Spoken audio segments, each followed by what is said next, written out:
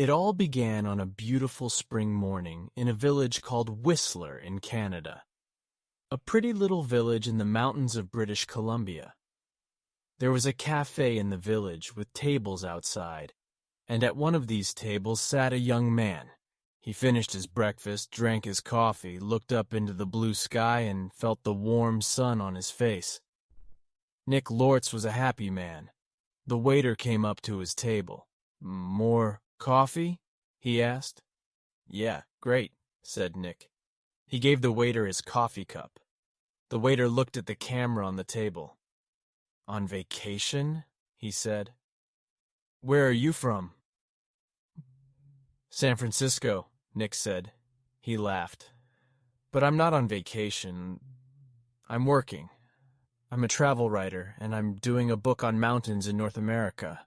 I've got some great pictures of your mountain." The two men looked up at Whistler Mountain behind the village. It looked very beautiful in the morning sun. "Do you travel a lot, then?" asked the waiter. "All the time," Nick said. "I write books, and I write for travel magazines. I write about everything. Different countries, towns, villages, rivers, mountains, people." The waiter looked over Nick's head. "There's a girl across the street," he said. "Do you know her?"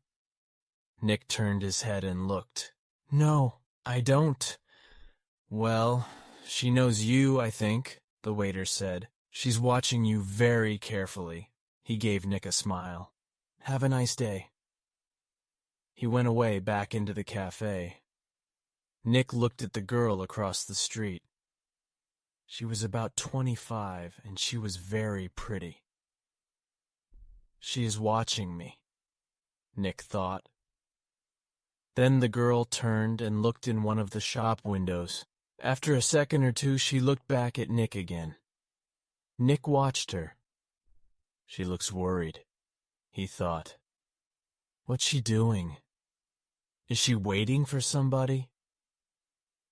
Suddenly the girl smiled. Then she walked across the street, came up to Nick's table, and sat down. She put her bag down on the table. The bag was half open. "Hi, I'm Jan," she said. "Do you remember me? We met at a party in Toronto." "Hi, Jan," said Nick. He smiled. "I'm Nick, but we didn't meet at a party in Toronto. I don't go to parties very often, and never in Toronto." "Oh," the girl said, but she didn't get up or move away. "Have some coffee," said Nick. The story about the party in Toronto wasn't true, but it was a beautiful morning and she was a pretty girl. Maybe it was a party in Montreal or New York.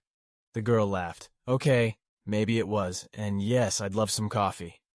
When she had her coffee, Nick asked, "What are you doing in Whistler, or do you live here?" "Oh, no," she said. "I'm just traveling through." "And what are you doing here?" "I'm a travel writer," Nick said. "And I'm writing a book about famous mountains." "That's interesting," she said. But her face was worried, not interested, and she looked across the road again. A man with very short white hair walked across the road. He was about 60 years old, and he was tall and thin. The girl watched him. "Are you waiting for someone?" asked Nick. "No," she said quickly. Then she asked, "Where are you going next, Nick?" "To Vancouver for 3 or 4 days," he said. "When are you going?" she asked. "Later this morning," he said. There was a letter in the top of the girl's half-open bag. Nick could see some of the writing, and he read it because he saw the word Vancouver. "And we can meet at the Empress Hotel Victoria, Vancouver Island on Friday afternoon." So she's going to Vancouver too, he thought. Suddenly the girl said, "Do you like movies?" "Movies? Yes, I love movies," he said. "Why?" "I know a man, and he loves movies and going to the cinema," she said slowly. "People call him Mr. Hollywood." She smiled at Nick. "Can I call you Mr. Hollywood too?" Nick laughed. "Okay," he said. "And what can I call you?" She smiled again. "Call me Mystery Girl," she said. "That's a good name for you," said Nick. Just then, the man with white hair came into the cafe. He did not look at Nick or the girl, but he sat at a table near them. He asked the waiter for some breakfast. Then he began to read a magazine. The girl looked at the man, then quickly looked away again. "Do you know him?" Nick asked her. "No," she said. She finished her coffee quickly and got up. "I must go now," she said. Nick stood up too. "Nice to—" he began. "Drive carefully, Mr. Hollywood. Goodbye," she said, with a big, beautiful smile. Then she turned and walked quickly away. Nick sat down again and watched her. She walked down the road and into a big hotel. Now what? Thought Nick. Was that all about? The man with white hair watched Nick and waited. After 4 or 5 minutes, Nick finished his coffee, took his books and his camera, and left the cafe. His car was just outside the girls' hotel, and he walked slowly along the street to it. The man with white hair waited a second, then quickly followed Nick. From a window high up in the hotel, the girl looked down into the road. She saw Nick, and the man with white hair about 50 yards behind him. Nick got into his car, and the man with white hair walked quickly to a red car across the street. 5 seconds later, Nick drove away in his blue car, and the red car began to follow him. When the girl saw this, she smiled, then went to put some things in her travel bag. Chapter 2: A Hand in the Back. That evening, in his hotel room in Vancouver, Nick could not stop thinking about the girl in the Whistler Cafe. Why did she come and sit with him? She didn't know him, and that story about a party in Toronto wasn't true, and she was worried about something. But what? Maybe she liked my face, Nick thought, or my brown eyes. But I'm not going to see her again, so it doesn't matter. Forget it. He put some money in his pocket and went downstairs to the hotel restaurant. But there were no free tables, so he walked down to Gastown and found a restaurant there. After dinner, he went for a walk. Vancouver was a friendly city, and Nick liked walking through Gastown and Chinatown, looking in the shops and watching the people. It was nearly dark now, and it was a busy time of the evening. There were a lot of cars and a lot of people. After a time, Nick began to walk back to his hotel. He came to a busy street and waited, with a small crowd of people, to go across. A tall woman in a blue dress stood next to him. She turned and smiled at him. "It's the first warm evening of spring," she said. "It's nice to be out after the long, cold winter." "Yeah," said Nick. "It's great. It's—" Suddenly there was a hand in his back, and the hand pushed Nick into the road. Nick fell on his face in front of a big green car. People screamed, but the green car stopped, only inches from Nick's head. The woman in the blue dress ran into the road and pulled Nick to his feet. "Are you okay? What happened?" she said. The driver of the green car shouted angrily at Nick, but Nick did not hear him. "Somebody pushed me," he said to the woman. "I didn't fall. Somebody pushed me." "Pushed you?" said the woman. "Who? I didn't see anybody." Nick looked at the faces of the people near him, but he didn't know them. Then he saw a man's back. The man was tall and thin and had very short white hair. He walked quickly away down the street and did not look back. "Hey, you!" Nick shouted. "Wait!" But the man did not stop, and he was soon lost in the crowds. "Did he push you?" asked the woman in the blue dress. I don't know," Nick said. "Do you know him?" she asked. "I don't know his name," Nick said, "but I know that short white hair. Now, where did I see it before?" The woman began to move away. "I must get home," she said. "Are you okay now?" "Yeah, I'm okay," Nick said. "And thanks. Thanks for your help." "That's okay," the woman smiled. "Be careful now." Back in his hotel, Nick sat on his bed and thought. It was an accident. Nobody pushed me. It was an accident. Nobody wants to kill me. And there are hundreds of men in Vancouver with white hair. It was 1 o'clock in the morning, but Nick couldn't sleep. He listened to the cars in the road, and he looked at the night sky through his hotel room window.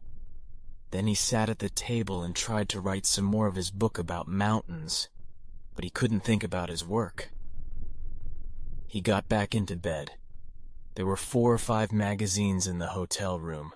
They were not very interesting, but Nick sat in bed and opened one, and saw a photo of Mystery Girl.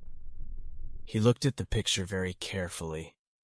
But yes, it was her. Jan, the girl from the Whistler Cafe. She was next to a man of about 50 or 55, and they were in the garden of a big, expensive house. They smiled at the camera, and they looked very happy.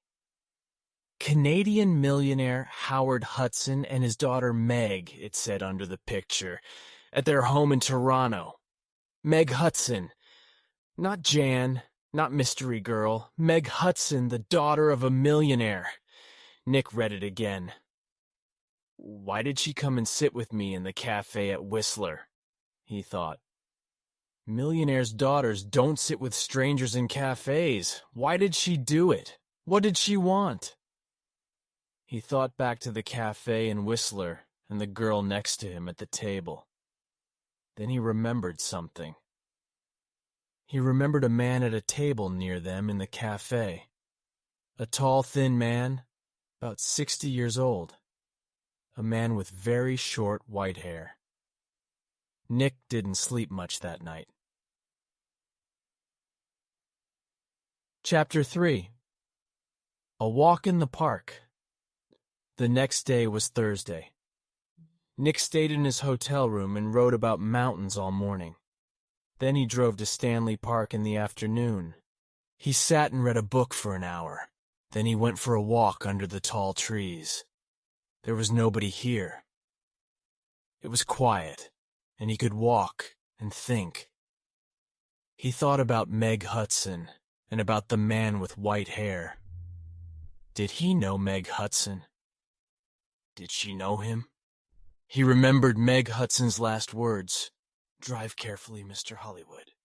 Why did she say that? Why did she call him Mr. Hollywood? He didn't understand any of it. Suddenly, he heard a noise. He stopped. That was a gun, he thought. There's somebody in the trees with a gun. There it is again. Then something hit the tree over his head. Somebody's shooting at me, Nick thought. He turned and ran, and somebody began to run after him. Nick ran through the trees. There was no sun in here, and it was half dark, and there were no people. Nobody to help him. I must get to my car, Nick thought. Find some people. The police. He ran on. He could still hear the gunman behind him, so he ran faster. After 3 or 4 minutes, he stopped and listened. Nothing. It was all quiet. Nick was afraid. What's happening? He thought.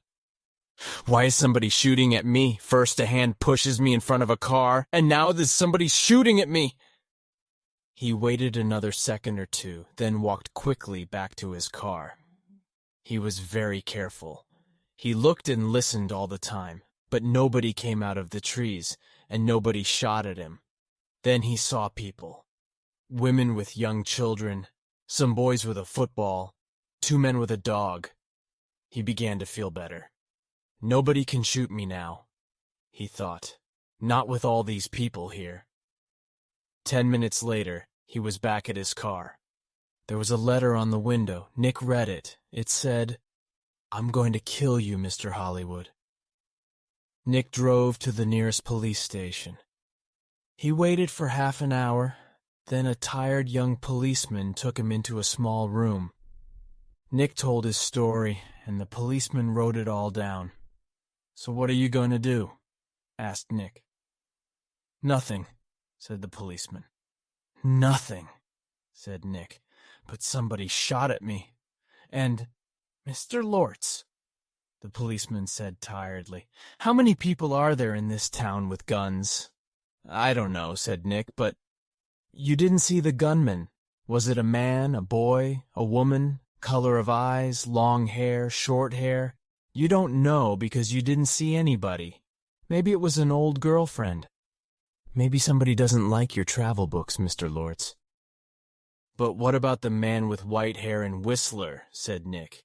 "The girl Meg Hudson called me Mr. Hollywood in the cafe, and this man heard her. And now I get a letter to Mr. Hollywood on my car. Who is this Mr. Hollywood?"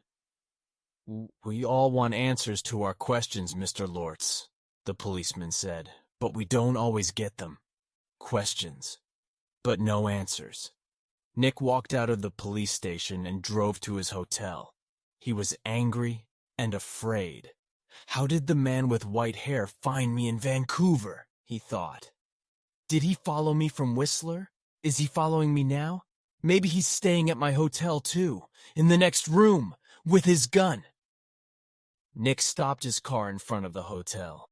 He looked carefully before he got out, but there was nobody with white hair near the hotel. He half ran through the hotel doors and went to the desk inside. "I'm looking for a man with very short white hair," he said to the woman behind the desk. "He's staying here, I think. He's about 60 years old, and he's tall and thin." The woman did not look very interested.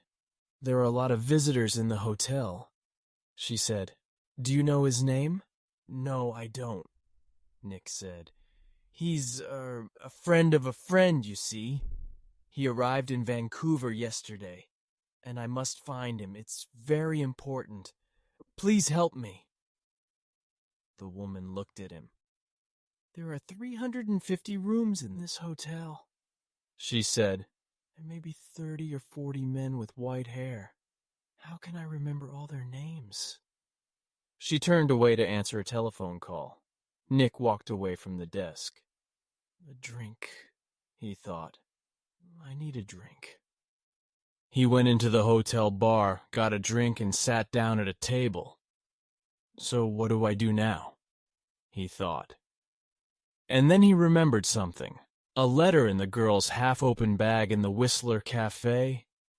"And we can meet at the Empress Hotel, Victoria, Vancouver Island on Friday afternoon." And tomorrow was Friday. "I'm going to Victoria, on Vancouver Island," he thought. "To the Empress Hotel." Nick had dinner in the hotel that evening. He finished eating and got up from his table, and saw the man with white hair. Nick moved quickly. The man was at the hotel desk. Nick could see the white head above the other heads near the desk. "Excuse me," said Nick.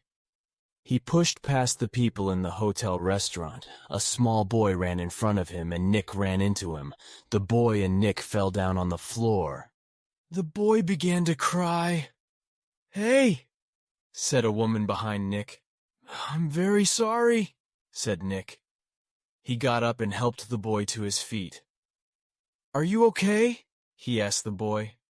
"Be more careful next time," said the woman. Nick moved away quickly, but when he looked back at the hotel desk, he couldn't see the man with white hair. He pushed through the crowd of people. "That man!" he shouted at the woman behind the desk. "That man with short white hair, where did he go?" The woman looked at Nick. "Mr. Vickers," she said. "I don't know." "Vickers, is that his name?" said Nick. "What's his room number?" "I'm sorry I can't tell you that," the woman said. "But I need to," began Nick. The woman turned away to answer the telephone. After a second or two, Nick went upstairs to his room. "Vickers," he thought. "Does Meg Hudson know Mr. Vickers? I need some answers, and I need them quickly." Chapter 5. Vancouver Island, Salwasan, was about 23 miles south of Vancouver. Nick drove there in his car the next morning for the 1 o'clock ferry to Vancouver Island. Every 5 minutes he looked behind him. The road was busy. Black cars, white cars, red cars, green cars. Maybe Vickers was in one of them. At Salwasan, Nick drove his car onto the ferry. There were a lot of cars and crowds of people. Nick got out of his car and walked up and down the ship. He looked for a man with white hair, but he didn't see one. Soon the ferry began to move and Nick felt better. He found the ferry restaurant and got something to eat. More people came in. Nick looked at the faces of all the older men. Some had hats on, so he looked for somebody tall and thin, but there was nobody. Maybe he's not on the ferry, Nick thought. Maybe he's back in Vancouver. Later, Nick walked around the ship again. Once, he thought he saw the man with white hair in the crowds, but he could not be sure. 90 minutes after leaving Salwasan, the ferry arrived at Swartz Bay on Vancouver Island, and Nick went back down to his car. Swartz Bay was 20 miles north of Victoria. Nick drove quickly and again, looked behind him every 4 or 5 minutes. Once, he saw a red car about 200 yards behind him. Did I see that car on the road from Vancouver to Salwasan? He thought. He drove more slowly, but the red car still stayed 200 yards behind him, and Nick couldn't see the driver's face or hair. Soon he was in the busy streets of Victoria, and Nick didn't see the red car behind him again. Victoria was a city of gardens and beautiful old buildings. Nick liked Victoria very much, but today he wasn't interested in gardens or buildings. He found the Empress Hotel, went inside, and walked across to the desk. "Can I help you?" a young man asked Nick. "I'm meeting a friend here this afternoon," said Nick.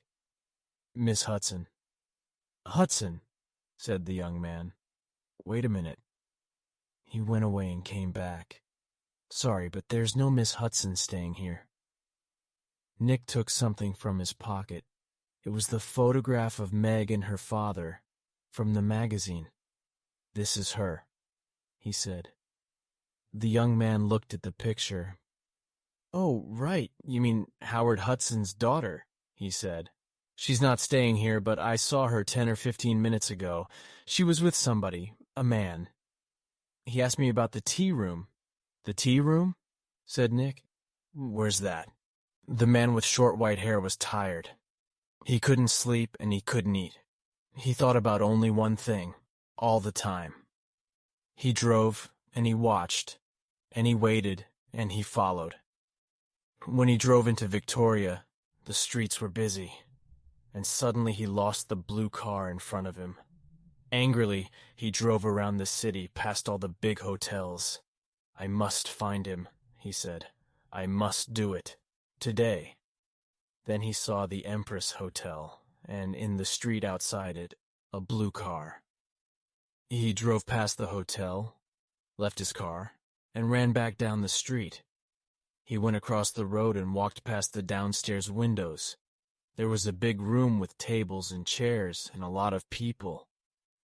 He looked carefully at all the faces. "There she is," he said suddenly. There were 2 men with the girl. He couldn't see their faces, only the backs of their heads, but one of the men was in a green shirt. "Mr. Hollywood," the man said, and smiled. "Goodbye, Mr. Hollywood." People in the street turned to look at him, but the man did not see them. He walked up to the doors of the hotel and put a hand into his pocket. Inside, the gun was cold and hard. Chapter 6. A Tea Party. Nick looked through the doors of the tea room in the Empress Hotel. Meg Hudson sat at a table with a man.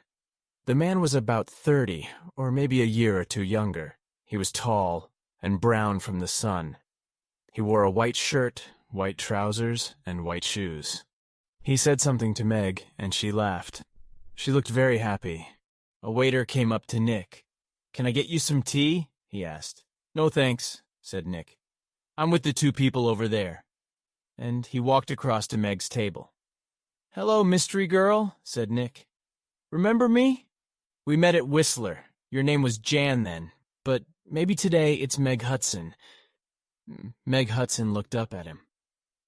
"Oh," she said, and her face went red. "Who is this, Meg?" asked the man. "This is Nick," said Meg. "He's a writer. Nick, this is Craig Winters." "Sometimes called Mr. Hollywood?" said Nick. "Maybe. But how did you know that?" asked Craig Winters.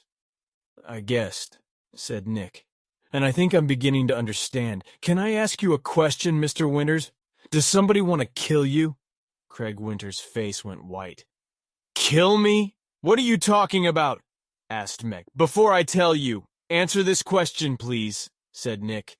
"You called me Mr. Hollywood in Whistler, and you wanted the man at the next table, the man with white hair, to hear you. Is that right?" Meg Hudson did not answer at first. Then she said quietly, "Yes." "Why?" asked Nick. "I wanted him to follow you and not me." "Why?" Nick asked again. "I think he's a detective," said Meg. "And I think he's working for my father. I saw him soon after I left Toronto. He followed me." Meg put her hand on Craig Winter's arm. "My father doesn't like Craig. A month ago, he told me not to see Craig again. I'm not happy, and he knows that. I think he guessed that I'm meeting Craig. And now he wants to find Craig and stop him seeing me." "Stop him," said Nick. "Or kill him." "No," Meg Hudson said. "Daddy doesn't—" "The man with white hair pushed me in front of a car in Vancouver," Nick told her. "And he shot at me in Stanley Park." "What?" said Meg. Tell me about this man with white hair," Winters said suddenly. Nick looked at him. "He's about 60, and he's tall and thin," he said. "Do you know his name?" asked Winters. "Vickers," said Nick. Craig Winters suddenly looked ill. Did he follow you to Victoria? Did he follow you here?" "I don't know," said Nick. He watched Winters. "You're afraid of him. Why? Why does this man Vickers want to kill you, Winters?" Before Craig Winters could answer, Meg's face went white. "Oh no," she said. "Look! Look over there by the door." Nick and Craig Winters turned to look. At the door of the tea room stood the man with white hair. He looked up and down the room, and then he saw them and began to walk across to their table. His hand was in his pocket. For a second or two, the three people at the table did not move. Then Craig Winters jumped to his feet. "That's Mr. Hollywood!" he screamed. "That man there!" And he pointed at Nick. The man's hand came out of his pocket with a gun. "This is for Anna!" he shouted. Nick moved very fast. The tea table went over, and Nick was down on the floor in a second. The shot went over his head, and Meg screamed. At the same time, Craig Winters shouted out and put a hand on his arm. There was blood on his white shirt. Then more people began to scream, and two waiters pulled the man with white hair down onto the floor. "Get the police!" somebody shouted. Chapter 7. At the police station. It was 7:30 p.m. Nick and Meg were in a room at the police station. The man called Vickers was in a different room, with 3 detectives. There was a doctor with him, too. Craig Winters was at the hospital. The door opened, and a detective came in with 2 cups of coffee. He put them down on the table and turned to go out again. "Detective Edmonds," Meg said. "Did the hospital call? Is Craig going to be all right?" "Winters," Detective Edmonds said. "Yes, he's going to be okay." "Can I call the hospital now?" asked Meg. "I'd like you to wait," said Edmonds. "Detective Keat is going to be here in a minute. He's just coming from the airport and—" He looked through the open door. "Ah, here he is now." A second detective came into the room, and behind him was a tall man with dark hair. Meg stood up quickly. "Daddy!" she cried. "What are you doing here?" "The police called me," said Howard Hudson, "and I flew here at once. Detective Keat met me at the airport. Now sit down, Meg. I want you to listen to me." He did not look at Nick. Meg sat down, and her father took her hands. "Meg, last week Johnny Vickers came to my house. He wanted to talk about his daughter. You remember Anna, Meg? 3 months ago, she jumped off a bridge in Boston and died. She was young, beautiful, rich, and she didn't want to live. Why? Because she loved a man, and the man took her money, ran away, and left her. And the man was called—" "No!" said Meg. "No! Yes, Meg, yes, he was called Mr. Hollywood." "No!" shouted Meg. She began to cry. "That's right, Miss Hudson," said Detective Keat quietly. "To you, he gave the name Craig Winters. When Anna Vickers knew him, he was Carl Windsor. But he liked all his, girlfriends to call him Mr. Hollywood. He took nearly $50,000 from Anna Vickers. And there was a girl before that." "No, it's not true," Meg shouted. "It is true, Meg," said her father. Windsor, gets all his money from rich men's daughters. Johnny Vickers loved his daughter. He went to her house in Boston after she died. He read her letters and learned about the money and the name Mr. Hollywood. And when he came to my house, I told him about you, Meg. I said, 'My daughter's got a new boyfriend, and she calls him Mr. Hollywood. I don't like him, but I can't stop her. She's going away to meet him next week, I think. What can I do?' Johnny put his hand on my arm, and he said, 'Don't be afraid for your daughter. I'm going to find that man and stop him.'" Meg said nothing. Her face was very white. For a minute or two nobody spoke. Then Detective Edmonds said, "Vickers told us all about it, Miss Hudson. He followed you to Whistler and saw you with—" Nick began to understand. "With me in the cafe, and Meg called me Mr. Hollywood." Howard Hudson looked at Nick. "You're the travel writer guy, right?" "Lortz. Nick Lortz," said Nick. "Vickers nearly killed me. He shot at me twice, and—" But Howard Hudson was not very interested in Nick. He looked at his daughter again. "How much money did you give him, Meg?" he said. I gave him $25,000, said Meg. "Only for 2 or 3 months," he said. "Then She began to cry again. "Well, you can say goodbye to that money," said Hudson angrily. "What's going to happen to Vickers?" Nick asked Detective Edmonds. "Hospital, I think," said Edmonds. "Okay, he shot at you, and about 50 people saw him, but he's not a well man. The doctors are going to put him away in a hospital." Howard Hudson stood up. "Okay, Meg, I'm going to take you home. My plane is waiting at the airport." Meg followed her father to the door. Then she remembered Nick and turned. "I'm sorry," she said. "I got you into all this. I called you Mr. Hollywood. That was wrong, but I didn't know." "It's okay," said Nick. "You know everything now. And it's better to learn it now and not later, $50,000 later." Chapter 8. A Nice Smile. Nick took the evening ferry back to Vancouver. He was tired and hungry, so he went down to get some dinner in the ferry restaurant.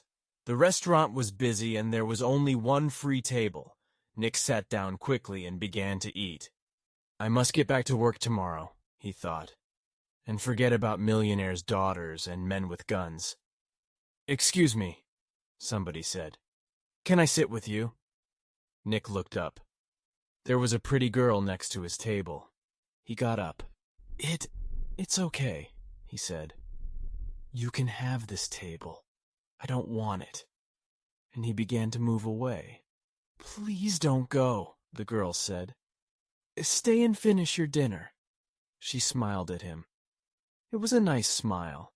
But Nick knew all about nice smiles. "I'm not hungry," he said, and he walked quickly out of the restaurant.